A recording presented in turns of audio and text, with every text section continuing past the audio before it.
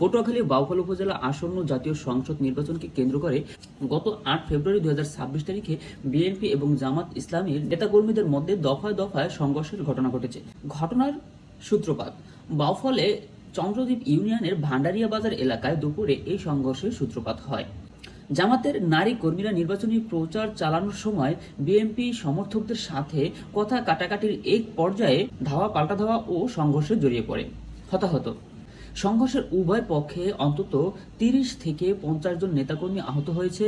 গুরুতর আহতদের মধ্যে ২৪ জনকে বাউফল উপজেলা স্বাস্থ্য কমপ্লেক্সে ভর্তি করা হয়েছে এবং কয়েকজনকে বরিশাল শেরে বাংলা মেডিকেল কলেজ হাসপাতালে পাঠানো হয়েছে। দ্বিতীয় দফায় সংঘর্ষের অবরোধ।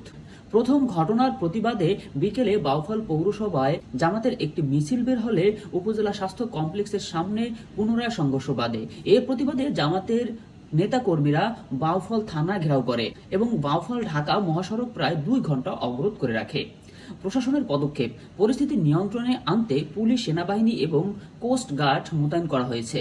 পুলিশের পক্ষ থেকে পক্ষপাতিত্বের অভিযোগ ওঠায় বাউফল থানার ভারপ্রাপ্ত কর্মকর্তা মোহাম্মদ সিদ্দিকুর রহমানকে নির্বাচনের দায়িত্ব থেকে প্রত্যাহার করার আশ্বাস দেয়া হলে অবরোধ তুলে নেওয়া হয়।